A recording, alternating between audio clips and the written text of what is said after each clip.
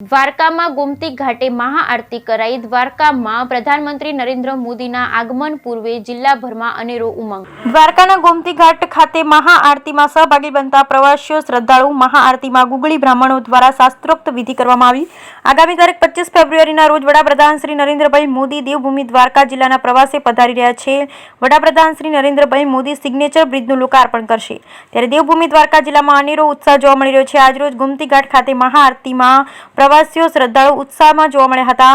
આ મહાઆરતીમાં દ્વારકાના ધારાસભ્ય શ્રી પબુભા માણેકની પ્રેરક ઉપસ્થિતિમાં જિલ્લા વહીવટીતંત્ર, ગુગળી બ્રાહ્મણ જ્ઞાતિ 505 જિલ્લા સંગઠનના અગ્રણીશ્રીઓ સહિત મોટી સંખ્યામાં પ્રવાસીઓ શ્રદ્ધાળુએ જોડાઈ ધન્યતા અનુભવી હતી। આગામી તારીખ 23 ફેબ્રુઆરી સુધી સાંજે 7 કલાકે ગોમતી ઘાટ ખાતે મહાઆરતી કાર્યક્રમનું આયોજન કરવામાં આવ્યું હતું। બ્યુરો રિપોર્ટ અરિટી સિંગડિયા, દેવભૂમિ દ્વારકા। શિવ શિવ આજ રોજ મહાઆરતીનો ગોમતી માતાજીને અહીંયા હતું, જે રોજ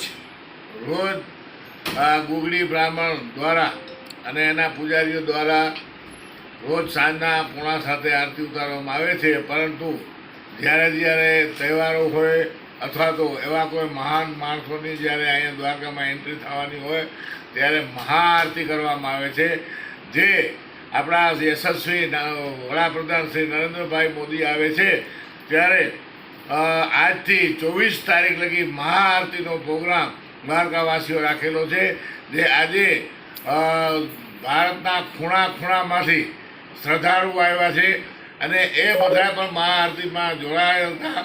પણ બધાનું મુખારબંધ ઉપર જોઈએ ત્યારે એમ લાગે કે ખરેખર ગોમતી માતાજીના સામે દર્શન થાય છે અને આરતી ઉતરે છે, એવો એક માહોલ જામ્યો હતો। શિવ શિવ જી બાબુ, આપણા યશસ્વી વડાપ્રધાન જે આપણે ઘણા સમય પછી ગુજરાતમાં ફરી બેટ દ્વારકા ખાતે આવી રહ્યા છે, ત્યારે લોકોમાં કેવો ઉત્સાહ જોવા મળી રહ્યો છે? લોકોમાં ઉત્સાહ એવું જારી રહ્યો છે કે એકમથી કરી અને આઠમ લગી દ્વારકાધીશનો જે જન્મદિવસ હતો ને, એમાં 7 દિવસ લગી માણસ તડફડતા હતા, ક્યારે આવે ક્યારે આવે ક્યારે આવે।